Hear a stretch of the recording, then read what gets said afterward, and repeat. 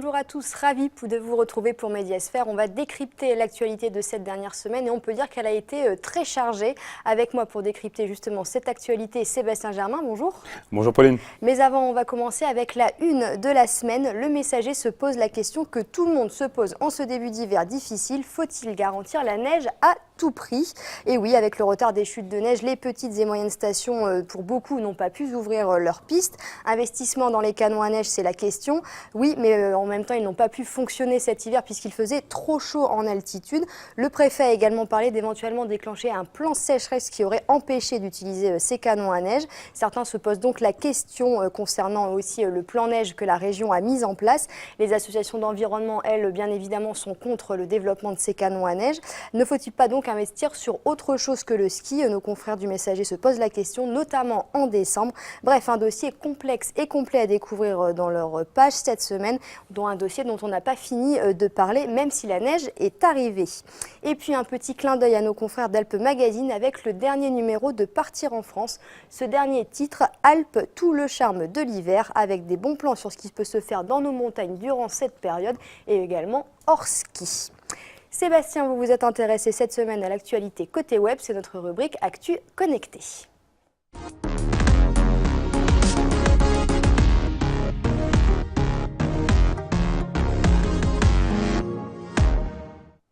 Et bien évidemment, on a parlé de la neige. Et oui, elle est enfin arrivée en abondance en Savoie-Mont-Blanc. Pour le plus grand plaisir des twittos et des community managers des stations, on commence avec ce tweet des Trois-Vallées avec des belles photos très enneigées de Courchevel, Méribel ou encore Val Thorens avec un message qui s'adresse aux touristes anglophones. Avez-vous regardé par la fenêtre ce matin en vous levant? Ils ont pu admirer toute cette belle neige. On a ensuite des tweets de Bonneval, de Pézé-Valandry ou même Annecy qui montrent également les chutes de neige. Et on peut constater que certains endroits ont été gâtés, comme ici à Bonneval. À Pézé-Valandry, les dameuses, elles, sont de sortie. Et enfin à Annecy, une très belle photo de la vieille prison enneigée. Et qui dit neige, Pauline, dit aussi malheureusement perturbation sur les routes. On le voit avec ce tweet d'Autoroute Info qui conseille aux usagers d'éviter de rouler le vendredi après-midi et plutôt de rouler en fin de journée.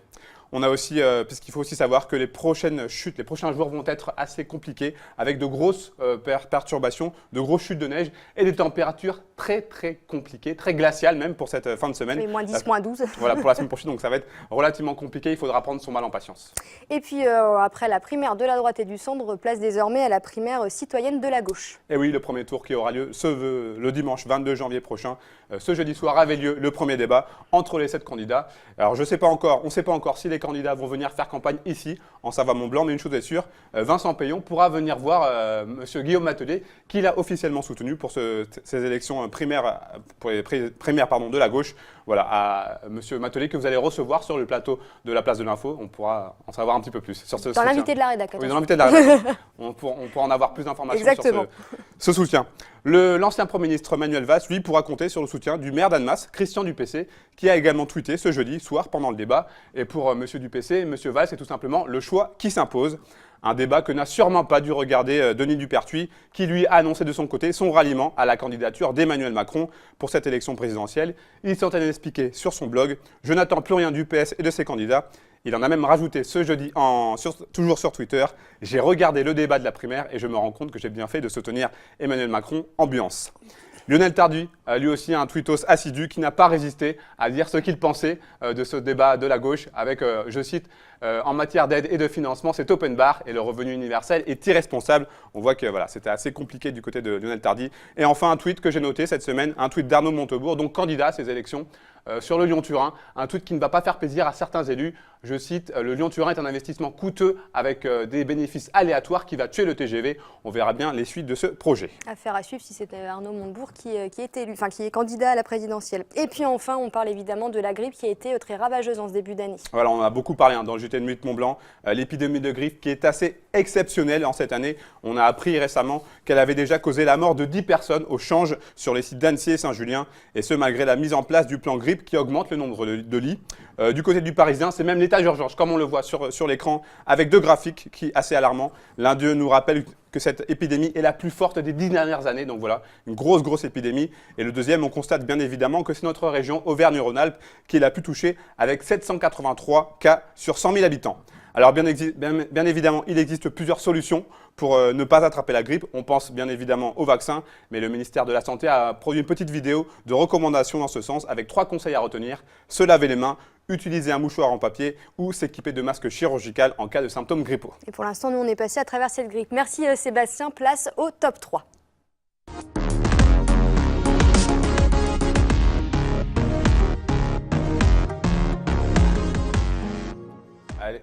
Allez Pauline, on débute ce top 3 avec le Grand Genève en pleine mutation. C'est nos confrères de l'Écho des Pays de Savoie qui nous proposent effectivement un gros dossier sur le Grand Genève et la nécessité d'avoir une vision commune. Alors il y a un nouveau contrat d'agglomération qui a été signé fin décembre, c'est le 3e du genre. Alors ça s'étale de 2016 à 2030, donc c'est une très grande période pour un montant de 623 millions de francs suisses, c'est énorme. Ce qu'il faut savoir, c'est que la population du territoire du Grand Genève est estimée à environ 1 million d'habitants en 2015 et que cette population, elle augmente constamment avec un taux de croissance de 1,5% par an.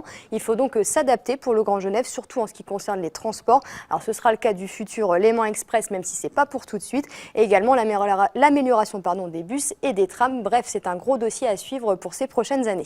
Les championnats du monde de handball ont débuté cette semaine à Paris-Bercy et du côté d'Albertville, on se prépare à accueillir la compétition. Et France 3 Alpes est allé faire un petit tour effectivement à Albertville pour voir comment se passent les préparatifs. Alors là, l'Olympique accueillera 3 matchs durant ces mondiaux, 21, 22 et 24 janvier, c'est à noter. Ça fait déjà un moment que ça bosse du côté d'Albertville. Il faut mettre le parquet, préparer les tribunes et il y a des règles très strictes qui sont imposées par la Fédération internationale, notamment, alors assez drôle, sur la couleur des sièges, des escaliers, là où il faut mettre également la salle de presse. Donc il y a beaucoup encore de petits détails à régler. Il y aura 210 bénévoles pour que tout fonctionne bien. C'est un événement pour faire rayonner le territoire, selon Martine Berthet, et d'autant plus important que cette année, Sébastien, ce sont également les 25 ans des Jeux Olympiques d'Albertville. Et puis je précise qu'on sera en direct pour le JT le 24 janvier prochain pour vous faire justement vivre un petit peu tout ce mondial. Intéressant de voir les petits détails auxquels on ne pense pas forcément. Et enfin, vous avez souhaité nous parler de Galette des Rois. Et c'est l'Essor de nos confrères de l'Essor qui ont rencontré David Pelletier. C'est un artisan boulanger aixois. Alors il fabrique des galettes, bien évidemment, puisque c'est la période. Et sur chaque galette vendue, 50 centimes sont reversés au Secours catholique grâce aux fèves qu'il met à l'intérieur de ces galettes. Mais il n'en est pas à son coup d'essai, et c'est ça aussi que je voulais souligner, puisque chaque vendredi, il fait don du pain à cette même antenne du Secours catholique. Il préfère donner local, comme ça il sait où ça va. Un succès modeste, comme il dit, pour ce boulanger qui préfère rester dans l'anonymat, mais bon, on en parle. L'opération Galette, elle se déroule jusqu'à la fin du mois. Après ça, il s'attaquera aux bugnes. Une bien belle initiative, merci Pauline. C'est le moment de passer au top et au flop. Mon micro.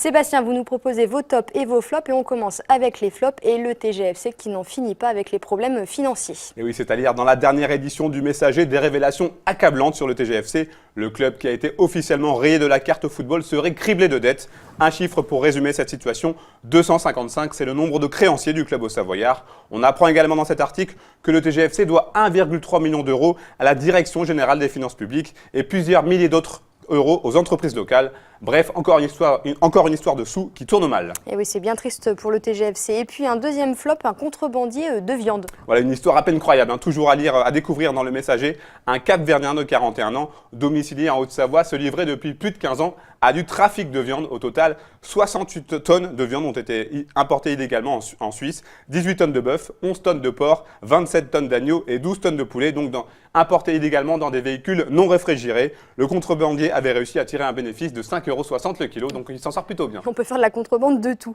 Et puis enfin, Jean-Marc Peyex n'a pas l'air d'apprécier notre nouveau préfet de Haute-Savoie. Oui, la guerre est déclarée entre Jean-Marc Peyex, le maire de Saint-Gervais, et Pierre Lambert, donc le tout nouveau préfet. Radio Mont-Blanc rapproche que l'élu reproche au préfet de vouloir créer un vent de panique. Une polémique qui intervient alors que le préfet avait évoqué le fait de prendre certaines restrictions d'eau après l'épisode de sécheresse. Vous en avez parlé en début d'émission, des restrictions qui auraient pu aboutir à l'interdiction des canons à neige. Pour Jean-Marc Peyex, il s'agit là d'un coup de poignard, affaire à suivre. Voilà, on espère qu'ils se réconcilieront quand même tous les deux. Et puis on termine avec les flops, avec un compteur un peu particulier, un nom difficile à prononcer, je vous laisse le faire. Le sagézomètre. Les skieurs français vont très bien, merci pour eux. Le Dauphiné libéré avait lancé il y a quelques années le sagézomètre, en référence à Fabien Sagès, DTN de la fédération. Ce compteur comptabilise les résultats des équipes de France de ski, de snowboard et de biathlon. Cette année, l'objectif est de battre le record de la saison dernière avec 127 podiums, toutes disciplines confondues. Et bien cet hiver, on peut dire que le sagazomètre est très bien parti puisqu'il y a déjà 55 podiums et 28 victoires pour les Bleus. Un total qui a des chances de s'épaissir dès ce week-end. Une belle équipe de France effectivement cette saison. Et puis un rapport de Thonon-les-Bains qui a une belle initiative. Oui, vous vous souvenez peut-être du meurtre de la petite Léa, 3 ans, à Margencel, en mai 2016. Un drame qui a beaucoup ému en Haute-Savoie. France 3 Alpes nous raconte l'histoire de l'artiseur, un rappeur de Thonon-les-Bains, qui a décidé de prendre la plume pour rendre hommage à la petite fille qu'il ne connaissait pas, avec une chanson hommage intitulée sobrement Léa. La maman de la jeune fille a été touchée par la démarche et a donné son accord pour que la chanson soit publiée. Et puis on parle pollution cette fois-ci dans les tops pour une fois. Et oui, c'est-à-dire sur le site d'ODS Radio, l'association pour le respect du site du Mont-Blanc a décidé de mettre en place les états généraux de l'air dans la vallée de l'Arve. Le principe est simple, rendez-vous sur Facebook, les citoyens sont amenés à donner leurs propositions pour tenter d'améliorer la qualité de l'air. L'opération est évidemment ouverte à tous. Après une phase de consultation d'1 mois, une feuille de route sera envoyée aux élus et aux décideurs. Merci beaucoup Sébastien. Et puis on termine cette émission avec un hommage à notre confrère Gilles Jacquier. En 2012, il était tué à Homs en Syrie alors qu'il exerçait son métier. Une place porte désormais son nom à Paris. En 2013, sa femme sortait un livre. Fanette de Buisson l'avait alors rencontré. C'est quand en fait le régime s'est senti menacé par les observateurs de la Ligue arabe, par Sarkozy, par les rebelles qui menaient... Caroline Poiron est journaliste, photographe. Elle était aux côtés de son mari, Gilles Jacquier, le 11 janvier 2012 à Reims. Ce jour-là, le père de ses 2 filles perd la vie. De retour en France rapidement, Caroline veut comprendre. 2 confrères suisses, présents en Syrie également, se lancent avec elle dans sa quête de vérité. Très tôt, il y a eu une polémique qui en fait a fait que j'ai dû me poser des questions très rapidement. Où en fait un certain journaliste, un certain journal, justifier le fait que Gilles ait été tué par les rebelles, mais sans vraiment enquêter, approfondir le sujet.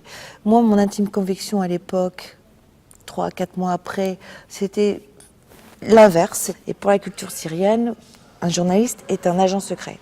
Donc quand ils ont vu arriver Gilles Jacquier en Syrie, ils l'ont tout de suite pris pour un agent secret, vu que en plus c'était le meilleur de sa profession. Pendant des mois, les 3 journalistes épluchent les heures d'images tournées sur place, scrutent les photos prises avant et après la mort de Gilles, rencontrent des témoins. Caroline Poiron est affirmative. Gilles Jacquier n'est tué ni par un mortier, ni par les rebelles. Il a été exécuté par une arme légère et par le régime. D'après les renseignements, les enquêtes, les images qu'on a décryptées et surtout les témoignages des observateurs de la Ligue arabe qui étaient sur place à Rome ce jour-là et qui étaient là depuis 30 jours avant notre arrivée, Assef Choukat, le beau-frère de Bachar al-Assad, le président de Syrie, était à Rome ce jour-là, qui menait une opération. Et il a mené cette opération avec les services du beau-frère, c'est-à-dire Maher al-Assad, le frère de Bachar al-Assad. Le livre est sorti il y a 1 mois. Pour sa 2e séance de dédicace, Caroline Poiron a choisi Évian, la ville natale de Gilles Jacquier. Dans la salle, beaucoup l'ont connu. La lecture de ce récit a été une épreuve pour les proches. Difficile parce que il me touche au plus profond de moi-même. Il y a des choses qui ressortent du livre qui me sont communes quelque part. On ne peut pas laisser ça fermé comme ça, ce serait trop facile. Maintenant, c'est vrai que ça prendra, comme l'a dit Caroline, des années, voire 10 ou 15 ans. J'espère qu'un jour la lumière éclatera. L'enquête judiciaire est en cours. Les analyses balistiques ont été réalisées il y a quelques semaines seulement.